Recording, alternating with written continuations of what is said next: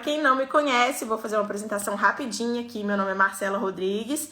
Eu fiz medicina na UFMG, Universidade Federal de Minas Gerais, formei em 2013. Em seguida, eu já entrei para residência de ortopedia, fiz ortopedia no Hospital da Baleia, que foi o primeiro hospital a ter residência de ortopedia no Brasil. Depois eu fiz cirurgia da mão, que é uma outra especialidade. Eu não sei se vocês já sabiam disso, mas a cirurgia da mão é uma especialidade médica reconhecida pelo Conselho Federal de Medicina e ela é uma outra residência médica. Então eu fiz mais 2 anos de cirurgia da mão e hoje eu sou membro das 2 sociedades, a brasileira de ortopedia e a brasileira de cirurgia da mão. Faço parte também da SET, da SBOT Minas. SBOT é a Sociedade Brasileira. A SBOT Minas é a regional aqui de Minas Gerais. E a gente tem uma comissão que chama SET, que é a Comissão de Ensino e Treinamento, para treinar os residentes, para eles se prepararem para a prova de título em ortopedia, que a gente chama de TEOT, né? E em 2019 fiz parte também do corpo clínico dos médicos do Clube Atlético Mineiro de futebol, na parte do time feminino de futebol.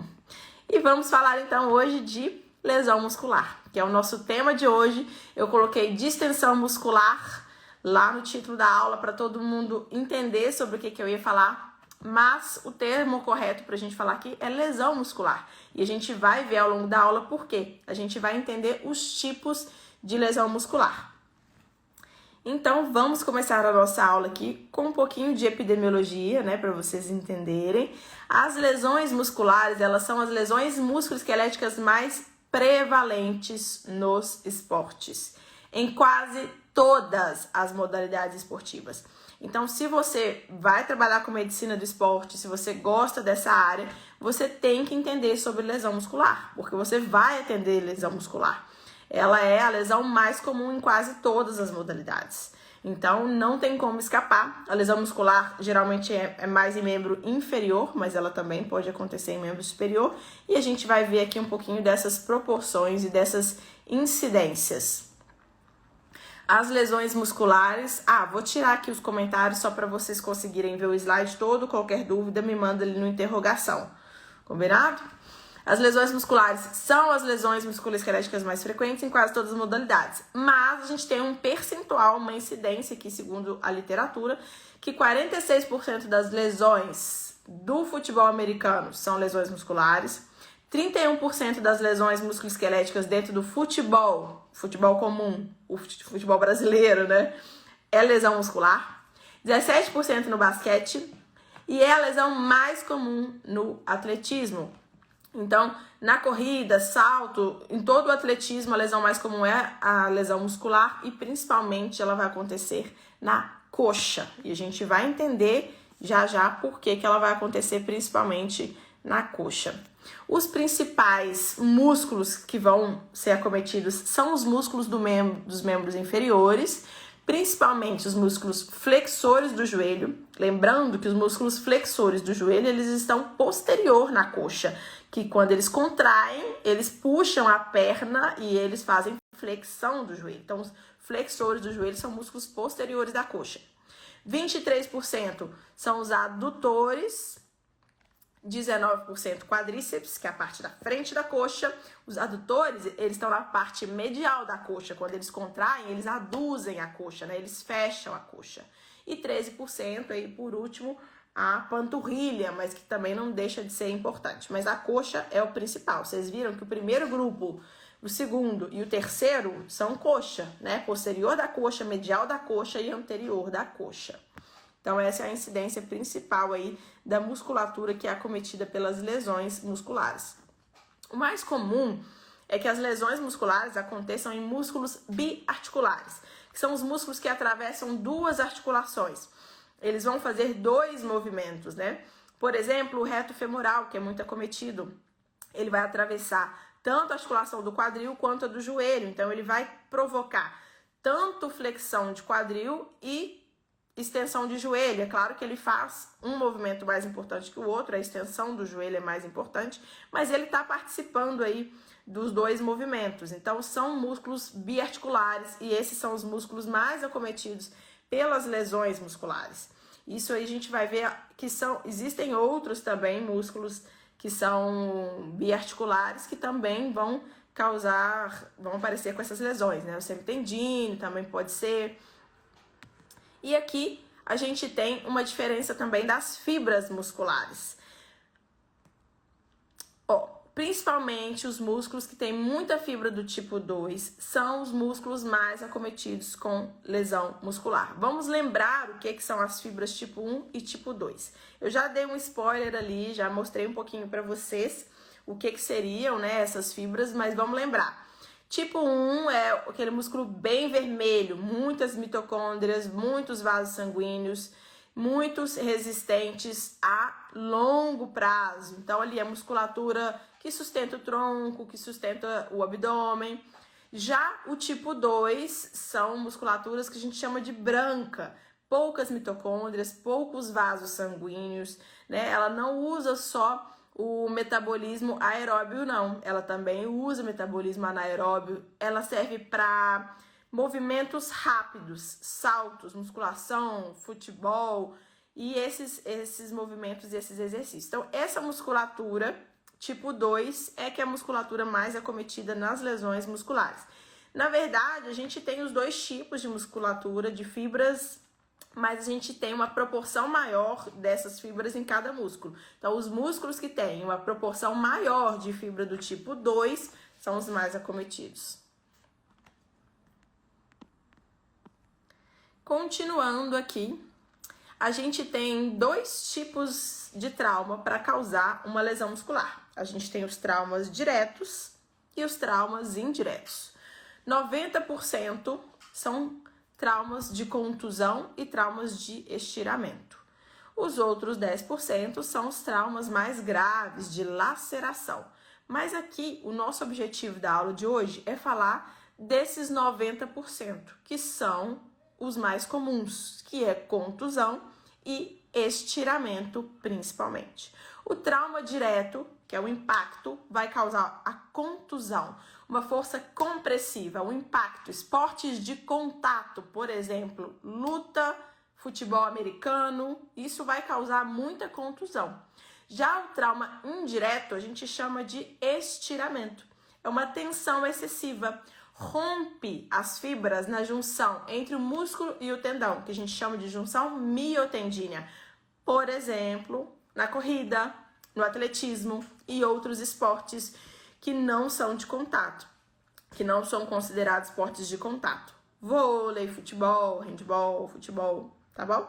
Então, a gente tem esses dois tipos aí de trauma, direto e indireto, e a gente tem basicamente os três tipos de acometimento: contusão, estiramento e laceração, que é mais grave. Laceração geralmente é uma combinação, tanto de trauma direto quanto uma combinação de trauma indireto. Até aqui, ok? E a gente pode classificar essas lesões musculares. Não existe na literatura uma classificação tão clara para as lesões musculares. Existem algumas tentativas de classificar essas lesões de acordo com a temporalidade, que seria uma classificação de tempo entre lesão aguda e crônica, mas não existe um consenso desse tempo. Geralmente, em alguns estudos, a maioria dos estudos considera uma lesão aguda menor que 3 semanas e uma lesão crônica acima de 3 a 6 semanas, mas varia de estudo para estudo. Não existe consenso, mas tem essa classificação de tempo. Agora vamos ver uma outra classificação que é muito utilizada também.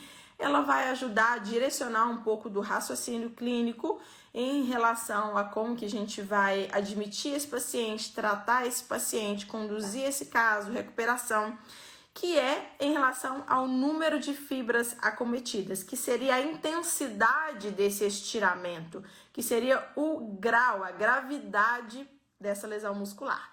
A gente divide em grau 1, grau 2 e grau 3. Agora eu vou falar um por um o que é o grau 1, o que é o grau 2 e o que é o grau 3. Dá para já imaginar através das fotos, mas vamos ver aqui os conceitos exatos do que a literatura traz para a gente de grau 1. Seria uma contusão, um estiramento. Geralmente poucas fibras acometidas, menos de 5%. Pouco desconforto, o paciente consegue continuar jogando. ele consegue fazer alguma atividade física mesmo com aquele desconforto, ele não perde força, ele não perde capacidade de alongar aquela musculatura. Então é um grau 1, uma contusão ou um estiramento leve. Vocês podem até ver aí no desenho que é como se fosse um machucado ali no músculo, sem ruptura importante. Já o grau 2, que esse aqui é o grau 3, vamos voltar no grau 2. Não tô conseguindo pôr o grau 2. Bom, então eu vou falar para vocês, não tô conseguindo colocar.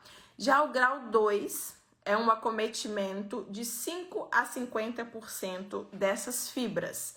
O paciente vai ter um desconforto moderado, ele pode ter alguma perda de força e ele provavelmente não vai conseguir continuar fazendo aquela atividade física, ele vai ter que interromper aquela atividade. Mas ele ainda consegue deambular, por exemplo. Ele não consegue um alongamento completo do músculo, mas ele consegue fazer algum movimento com força. Então, ele não perde a função total daquela musculatura, mas ele tem uma perda parcial de função. Enquanto no grau 1 ele não perdeu função, aqui no grau 2 ele tem uma perda parcial de função. Agora a gente vai ver o grau 3. Vamos ver se eu vou conseguir abrir. Deixa eu tentar abrir o 2 mais uma vez. Não deu. Vai no 3, então. Agora que vocês já viram o 2. O grau 3 é uma lesão completa, onde a gente tem uma perda praticamente completa de força e função daquela musculatura. Não consegue fazer nenhum movimento que exija o movimento que aquele músculo fazia antes. A gente perde a função daquela musculatura. A gente tem um acometimento maior do que 50% das fibras nesse caso. Então, as rupturas completas estão consideradas aqui também, no grau 3. De 50% a 100% das fibras estão rompidas. Nesses casos, a gente geralmente sente um gap palpável, um fundo. Vocês estão conseguindo ver nessa imagem? Eu até coloquei ela nos stories também. Talvez se vocês aumentarem a luminosidade do celular, vocês vão conseguir ver melhor. Mas existe um gap na coxa, na face anterior da coxa.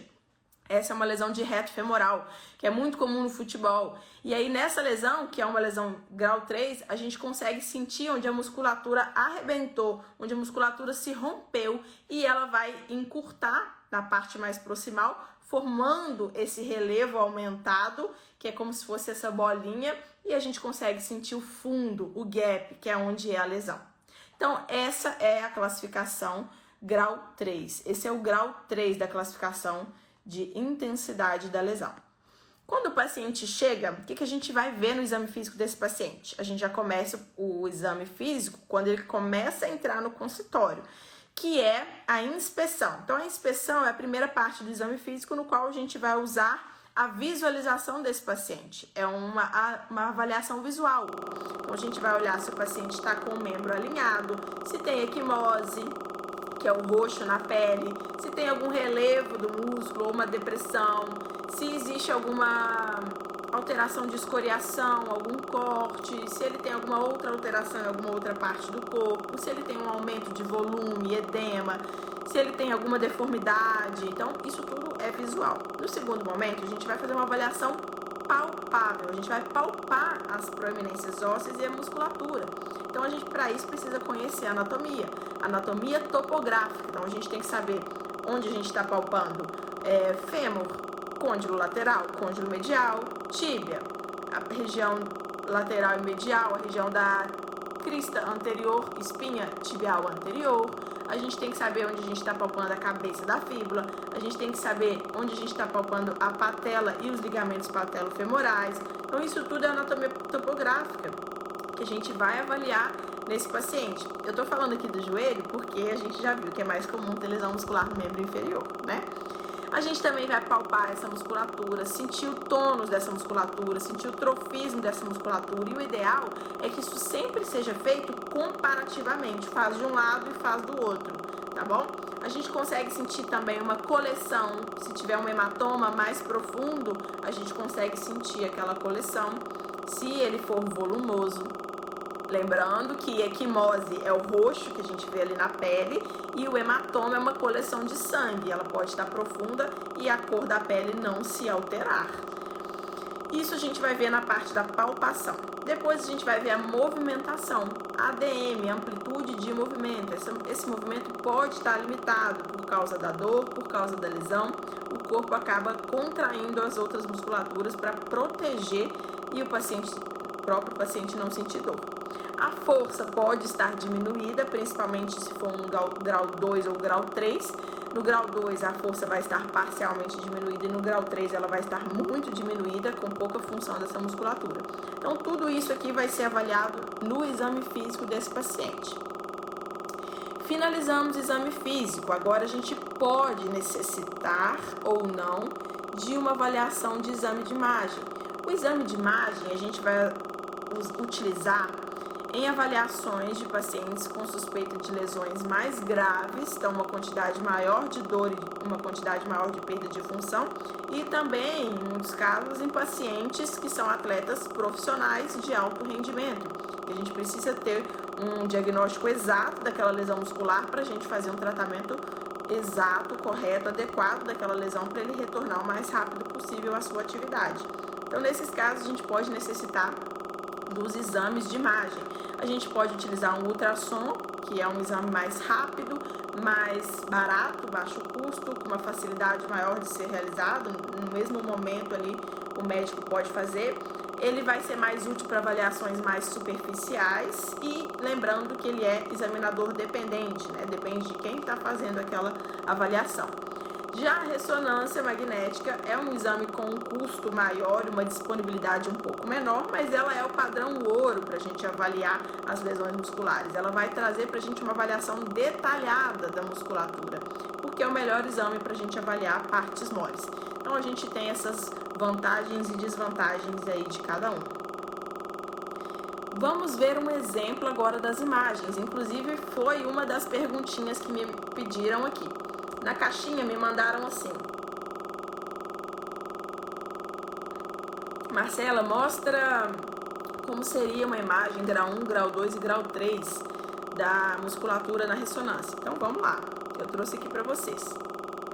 Aqui seria um exemplo de grau 1, que é uma lesão mais leve, ela pode ser só uma contusão ou um estiramento leve, vai ter ali um aumento, né, desse hipersinal, justamente porque é uma localização onde tem uma migração de células inflamatórias. Então, é uma região com mais líquido. Então, onde tem água, ela vai brilhar. Então, a gente tem esse hipersinal aí na região da contusão, da lesão muscular.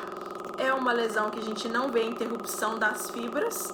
É uma lesão que vai ter acometimento só de menos de 5% de toda a circunferência daquela musculatura. Então, é uma lesão mais leve. Já a lesão grau 2, a gente tem uma lesão um pouco maior, ela vai acometer 5 a 50% daquela musculatura, ela vai ter um sinal mais avançado, um hipersinal maior, e ela vai provavelmente mostrar alterações ao redor. Uma alteração possível seria um hematoma, né? Deixa eu mostrar para vocês um hematoma para vocês terem uma ideia do que seria. Esse aqui é o hematoma.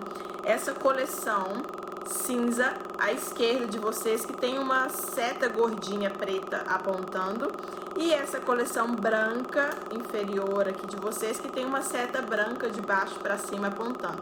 Então, se vocês olharem bem de pertinho aí, vocês conseguem ver essas setas.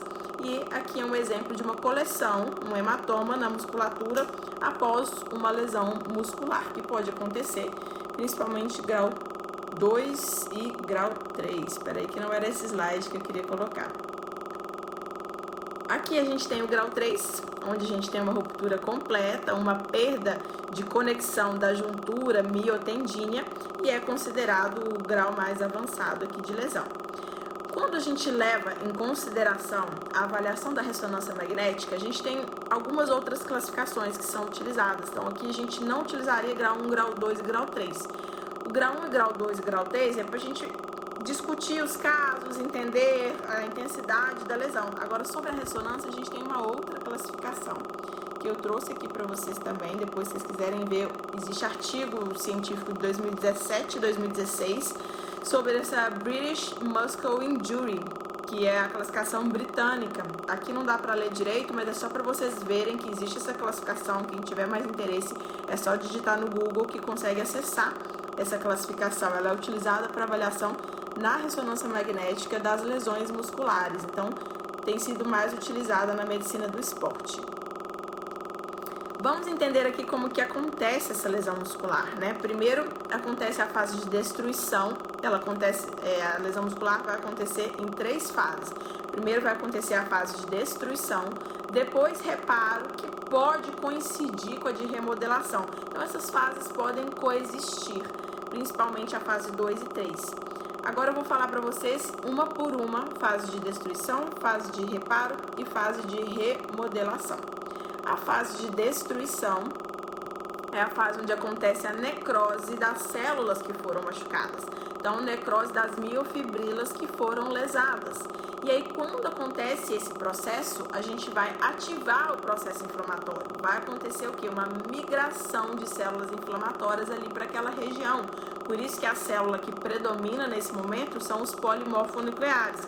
É um processo inflamatório que se inicia, que começa, né, por causa do estímulo da necrose das células. E em seguida, a gente já começa a fase 2, que é a fase de reparo, onde a gente começa a monócitos se transformarem em macrófagos, que são as células responsáveis pela fagocitose, vai comer aquelas células necrosadas, aquelas miofibrilas que foram lesionadas. Então, eles estão ali para fazer uma limpeza daquela região, né? Os macrófagos servem para isso. E começa o processo de cicatrização. Um novo tecido de conexão, um novo tecido conectivo é criado ali. Essa região a gente chama de cicatriz. E é nessa região que é o ponto mais frágil. Se o paciente insistir em fazer uma atividade física, ele vai lesar ali em cima, nessa mesma região, se for nesse começo ainda, nessa fase de reparo, porque ali é a parte mais frágil nesse momento. E aí começa então um processo de revascularização, novos vasos sanguíneos na região e reinervação dessa região, para reconstituir, para reparar essa musculatura. E então a gente entra na fase 3, que é a fase de remodelação, que pode coexistir com a fase 2, onde acontece um amadurecimento, uma maturação desse tecido. Ele vai ser remodelado, esse tecido vai ser reintegrado, ele vai virar novamente aquele aspecto de músculo. Quando a gente chega em 10 dias desse processo, 10 dias da lesão, a cicatriz, que era aquele ponto inicial ali, deixa de ser o ponto mais frágil, mais sensível a lesões, e a região mais frágil passa a ser ao redor dessa cicatriz, adjacente a essa cicatriz. Então, essas são as 3 fases dessa lesão muscular, as 3 fases que acontecem diante da lesão muscular. Tem uma perguntinha aqui, deixa eu ver se for do tema, eu já vou responder vocês. Pergunta boa. Qual o tempo aproximado de duração de cada fase dessa? Não existe também consenso desse tempo de duração, mas sabemos que a primeira fase é uma fase mais rápida, de 24 a 48 horas, e já começa a segunda e a terceira fase. Então, a gente pode ter miofibrilas em tempos diferentes no mesmo músculo, em fases diferentes na mesma musculatura, tá bom? Mas a gente sabe que ali em 7 a 10 dias a gente já está concluindo esse processo de cicatriz. Tanto é que o tempo que a gente deixa o paciente parado geralmente é 3 a 7 dias. Em 3 a 7 dias a gente já considera que ele já está dentro da terceira fase, em remodelação, então a gente já começaria ali o processo de reabilitação e mobilidade. Só que em alguns casos, quando a lesão é muito intensa, essa cicatriz ela pode ser exuberante e esse tempo pode durar muito mais, essa recuperação pode ser muito mais demorada. Então a gente tem lesões musculares que demoram 4 semanas, 5 semanas para se recuperar. Então é um tempo muito variável. Excelente pergunta. Agora vamos falar um pouquinho do tratamento. O tratamento básico que a gente tem na literatura na fase aguda, assim que o paciente machucou, é o protocolo RICE. Esse protocolo, ele inclui o repouso desse membro, justamente para não ser tão intensa essa cicatriz, para não ser tão intenso o processo inflamatório, Então a gente faz o que? Um repouso para evitar também hematoma, para evitar que seja uma vascularização aumentada naquela região e um extravasamento de líquido intersticial. Então, repouso do membro. A gente pode fazer esse repouso utilizando um par de muletas para evitar descarga de peso nos primeiros dias. Estamos falando de primeiros dias, 3 a 7 dias. A gente também vai utilizar o gelo, coloquei aí, né? Ice. 20 minutos de gelo a cada hora. Então, a cada hora coloca ali 15 a 20 minutos de gelo. E os estudos mostraram que com essa frequência foi possível reduzir 3 a 7 graus de temperatura na musculatura, permitindo uma redução de 50% da taxa de fluxo sanguíneo. Então, reduziu a vascularização naquela região, diminuindo o edema, diminuindo coleções de sangue, que são os hematomas, e isso ajudou e melhorou em vários estudos a recuperação da lesão muscular. No C, a gente tem a compressão, que pode ajudar também a diminuir esse edema e esse líquido intersticial.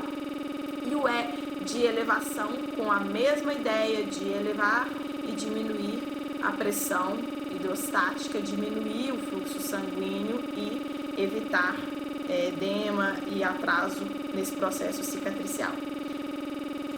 Ok até aqui? Então essa é a fase aguda, onde a gente vai utilizar esse protocolo. Então, fase aguda, 3 a 7 dias, protege com muletas, pode usar uma imobilização, pode colocar uma imobilização, uma órtese. O objetivo aqui é a cicatriz não ficar exuberante, a cicatriz não crescer demais, mas tem que cicatrizar, né? E após 7 dias, mobilidade precoce. Os estudos mostraram que os pacientes, os atletas que iniciam com mobilidade precoce, mostraram um retorno mais rápido da função daquela musculatura em comparação à musculatura do outro lado, contralateral, da musculatura não machucada. Mas, lembrando que mobilidade precoce não é no primeiro dia, é depois da fase aguda, é depois dos 3 a 7 dias. Aí você começa com mobilidade precoce, para quê? Para ganhar fluxo sanguíneo. Agora você quer ganhar fluxo sanguíneo, revascularização, orientação das fibras, porque agora você já está na fase 2 e 3. Agora você já está fazendo reparo e remodelação.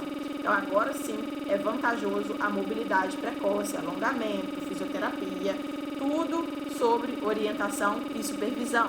Carga é sempre progressiva. Ele não vai em 7 dias fazer a mesma atividade física que ele fazia uma semana atrás, antes da lesão.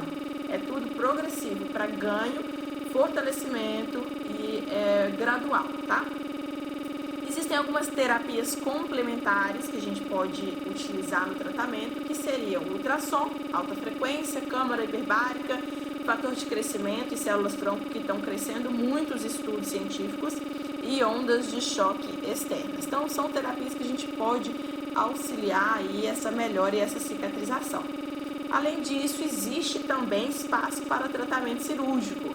Então, o tratamento cirúrgico ele é utilizado em alguns casos, como, por exemplo, avulsão óssea, quando o tendão arrebentou e puxou um fragmento ósseo de onde ele saía, né? Ou na origem ou na inserção.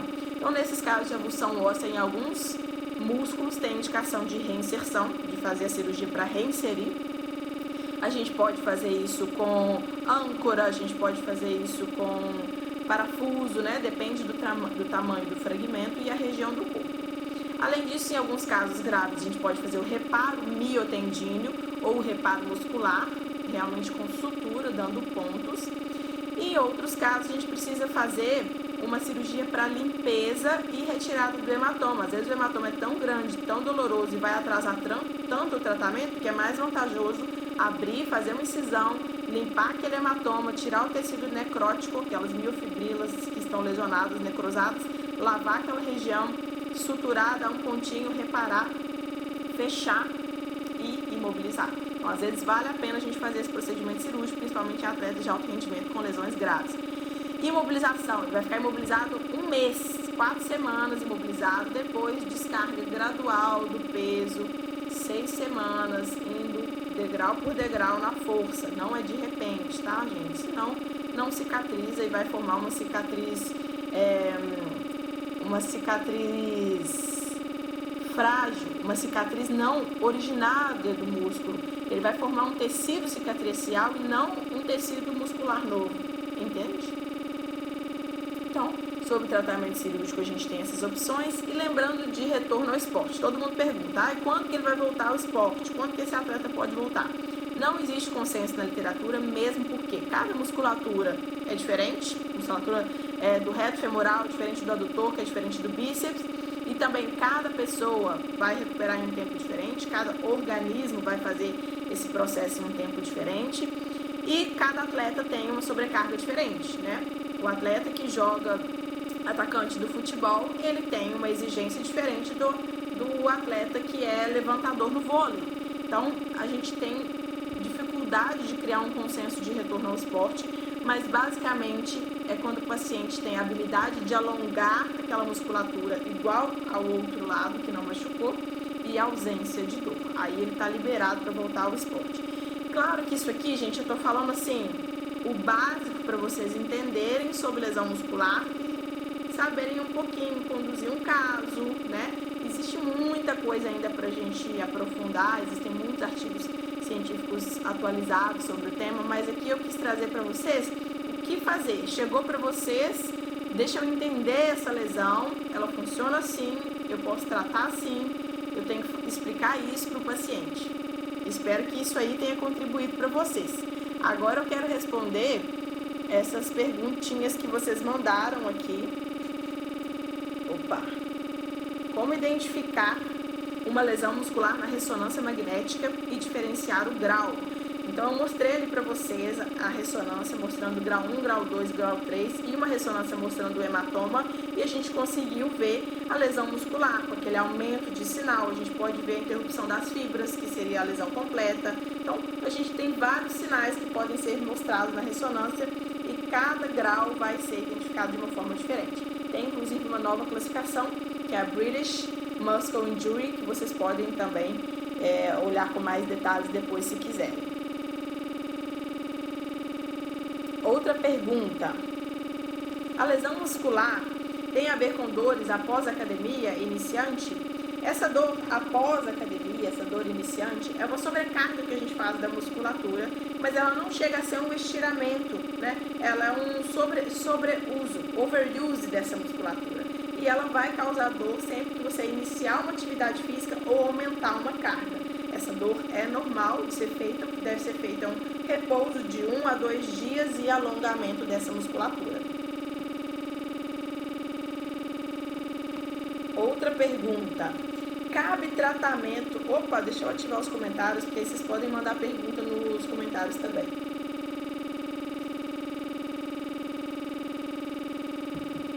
Cabe tratamento cirúrgico nas distensões grau 3?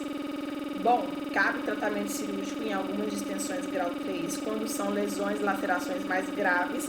As lesões grau 3 a gente já sabe que são de acometimento de 50% a 100% das fibras musculares, então pode precisar fazer uma reinserção se for uma avulsão óssea, pode precisar fazer um reparo miotendíneo, uma sutura, pode ser necessário fazer uma cirurgia para limpeza, lavar o hematoma e retirar aqueles debris necróticos das miofibrilas lesadas. Então a gente pode ter que fazer uma cirurgia em grau 3, sim.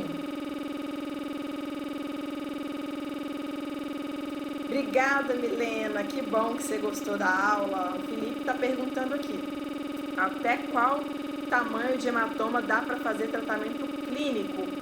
Depende, porque, por exemplo, se for uma atleta do meu porte, 1,57, por exemplo, né? Vai que eu sou uma ginasta de 1,57 e eu tive uma lesão no reto femoral e eu estou com um hematoma de 4 centímetros.